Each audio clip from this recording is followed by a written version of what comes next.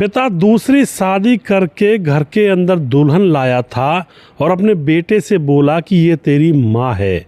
अब जब बेटा जो 25 साल का होता है वह मुड़ कर के जब उस औरत की तरफ देखता है तो उसको उसमें माँ नज़र नहीं आती है, उसको तो उसके अंदर प्रेमिका नज़र आती है, मासूका नज़र आती है।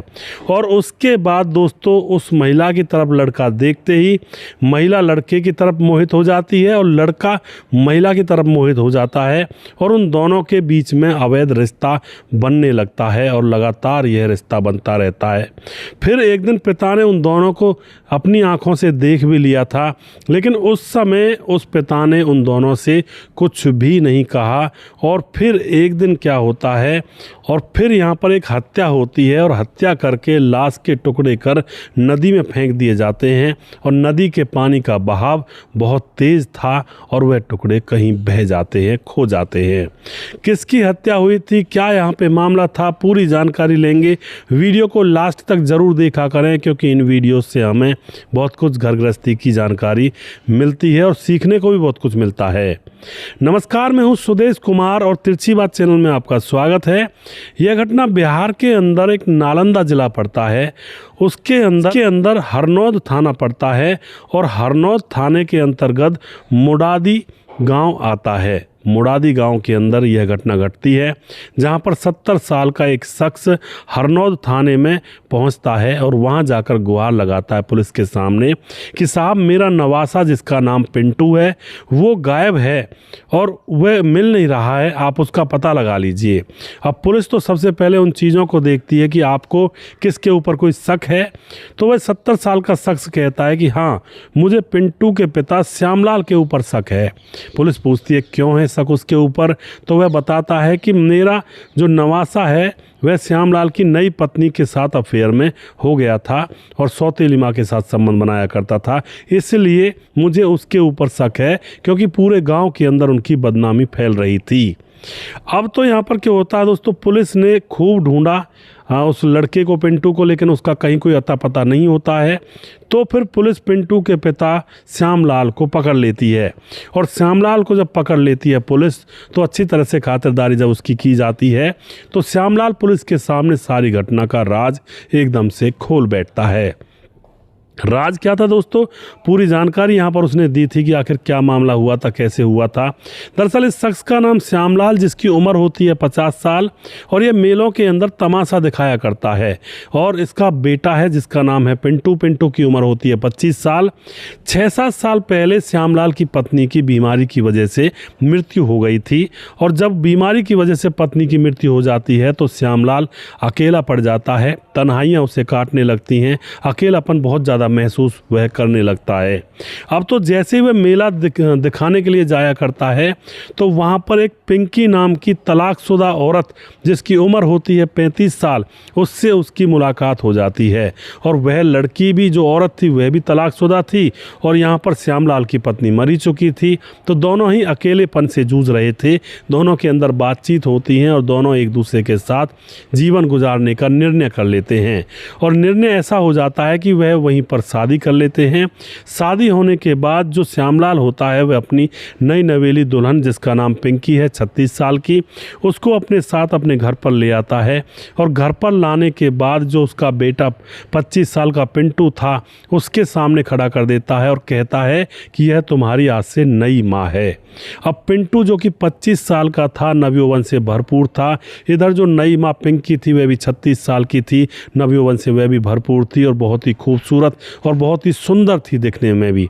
अब तो पिंटू उसको माँ की नज़र से नहीं देखता है, जैसे ही वह पिंकी की तरफ नज़र घुमाता है तो पिंकी के अंदर उसको अपनी प्रेमिका नज़र आने लगती है। पिंटू जो कि मजदूरी किया करता था, बेलदारी, और वह थोड़े बहुत पैसे कमाता तो उन पैसों को वह शराब में उड़ा दिया करता है। उसका पिता श्यामलाल उससे खूब मना किया करता कि तू इन पैसों को शराब में उड़ा देता है, तुम अपने लिए कुछ बचा कर रखा करो, लेकिन पिंटू इन चीज़ों को मानता ही नहीं था। वह तो कमाया खाया, शराब पी मारी और उड़ाया। अब यहाँ पर उसको अपने घर के अंदर ही एक ऐसा मौका दिखाई दे रहा था कि अब मुझे बाहर जाने की कोई ज़रूरत नहीं है, अब तो घर के अंदर ही माल आ चुका है। दोस्तों अब यहाँ पर क्या होता है, उसके बाद जो श्यामलाल होता है, स्वागत वगैरह उनकी मनती हैं, लेकिन पिंटू बाहर बैठा बैठा पता नहीं विचार मन में क्या क्या विचार कर रहा था और अपने पिता के कमरे की तरफ टकटकी लगाकर पूरी रात भर देखता रहता है। सुबह होती है, 2-4 दिन और गुजर जाते हैं। गांव के अंदर सब लोग, कुछ लोग तो हंस रहे थे कि भाई देखो श्यामलाल बुढ़ापे में 36 साल की लड़की से शादी करके आया है, यानी कि अपने से 15-16 साल छोटी। और कुछ लोग ये कह रहे थे कि भाई बुढ़ापे में और करे भी तो करे क्या, क्या कौन सी दिक्कत हो गई, वह भी तलाकशुदा है और इसकी भी पत्नी नहीं है। लेकिन दोस्तों गांव वालों के कई मुंह होते हैं। अब धीरे धीरे 2-4 दिन गुजर जाते हैं। 2-4 दिन गुजरने के बाद जो श्यामलाल होता है वह अपने काम पर लौट जाता है मेले में तमाशा करने के लिए, और घर पर छोड़ जाता है अपनी नौजवान पत्नी पिंकी को, और घर के अंदर था उसका नौजवान बेटा पिंटू। तो दोनों घर के अंदर थे, पिता वहाँ से जा चुका था। शाम का वह पत्नी खाना बनाती है। खाना बनाने के बाद पिंटू को बुलाती है कि खाना खा लो। अब पिंटू की तरफ जब थारी करती है खाने की, तो पिंटू उसकी कहीं और जगह पर पिंटू की नज़र थी, और फिर यह बात वह पिंकी भी भांप जाती है कि लड़का कुछ और जगह पर नज़र कर रहा है। और उसके बाद शाम होती है। शाम को जब पिंकी अपने कमरे में लेटी हुई टीवी देख रही थी, तो वहीं पर पिंटू भी पहुँच जाता है और उसी बेड पर बैठकर वह भी टीवी देखने लगता है। और उसके बाद पिंकी भी उसकी तरफ देख रही थी और पिंटू भी उसकी तरफ देख रहा था, और धीरे धीरे पिंटू के हाथ अपनी गति बढ़ा देते हैं कहीं और जगह पे, और फिर दोस्तों उसके हाथ कहीं ऐसी जगह पर टटोलने लगते हैं। फिर पिंकी भी उसकी बातों में तो क्या उसके उस बहाव में बह जाती है।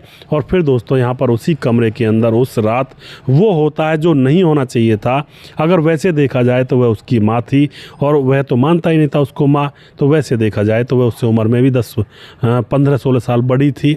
अब यहाँ पर पिंकी और पिंटू के बीच में उस रात संबंध बन जाते हैं, और पूरी रात भर वह एक दूसरे के साथ अपने मन की चाही कर बैठते हैं।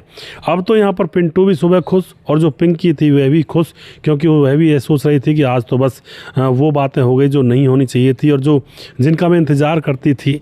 अब तो इसी तरह से दोस्तों अब इन दोनों के रोज़ रात को दिन को संबंध बनने लगते हैं, और इसी तरह से मामला चलने लगता है। लेकिन जब घर के अंदर कोई कांड होता है तो आस पड़ोस के लोगों को पहले पता लग जाता है। सभी लोग भांप जाते हैं कि इनके बीच में चक्कर चला हुआ है। अब तो यहाँ पर जो पिंटू होता है उसको शॉपिंग कराने मोटरसाइकिल पर बिठाकर बाजार ले जाता, और उसके साथ ऐसे हंसता जैसे कि मतलब वो कम से कम माँ बेटे का रिश्ता तो नहीं लग रहा था। इस तरह से वह अपना हाव भाव दिखा रहे थे जनता को।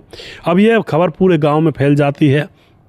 पूरे गांव में फैलते फैलते जो श्यामलाल होता है उसके छोटे भाई तक भी फैलती है, और यहाँ तक कि पिंटू के रिश्तेदारों तक भी ये खबर फैलती है कि भाई जो श्यामलाल है वह नई दुल्हन करके लाया है, लेकिन फ़ायदा पिंटू उठा रहा है।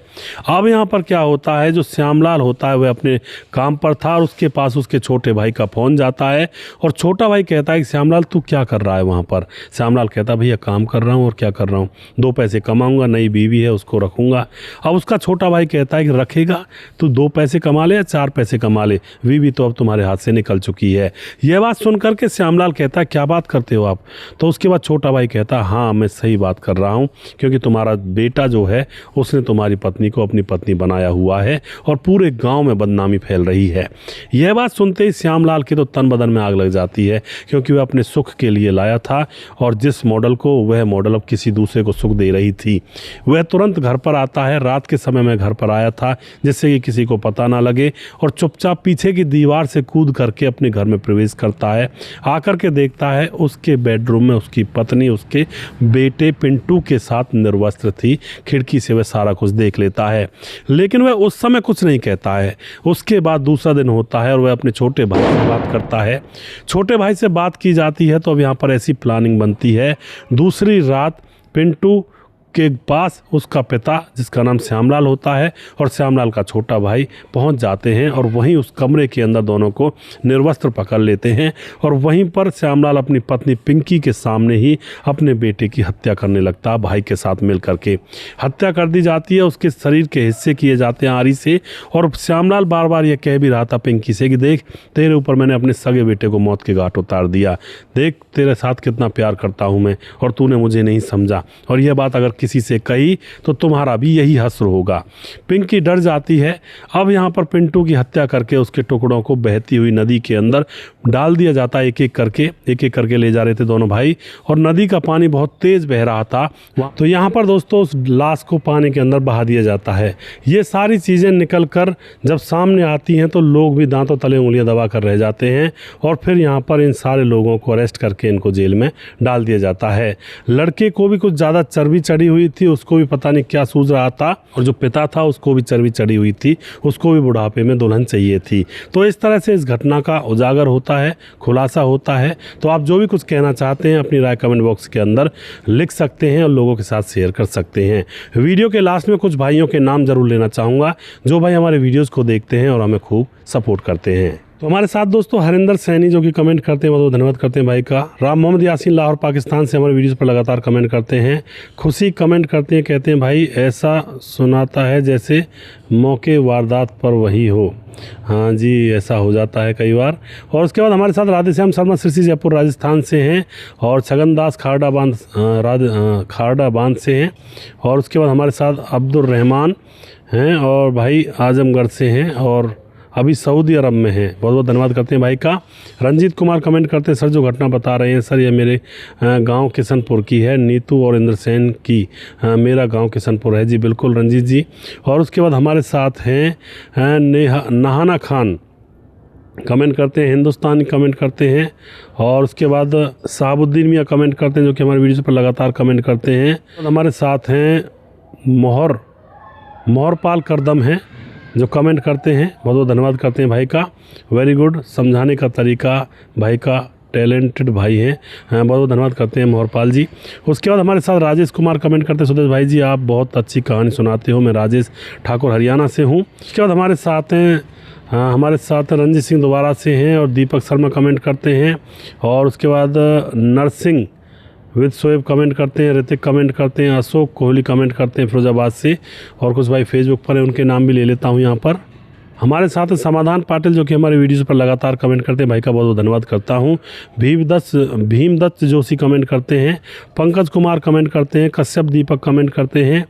और उसके बाद हमारे साथ जैनुद्दीन अंसारी कमेंट करते हैं, और विंध्याचल राजबहार कमेंट करते हैं, मुकेश कुमार कमेंट करते हैं, प्रवीण बघेल से पुरी से हैं, और रेहान अलवी कमेंट करते हैं, सूरज डी हमारे भाई जो कि फिजी से हमारे वीडियोस पर लगातार कमेंट करते हैं। उसके बाद कोमल दास हमारे वीडियोस पर लगातार कमेंट करते हैं। और जिस भाई का नाम रह गया उस भाई का नाम मैं अगले वीडियो में ज़रूर लूँगा। अगला वीडियो बहुत जल्दी फिर से लेकर आऊँगा, तब तक आप खुश रहें, सावधान रहें। जय हिंद, जय भारत।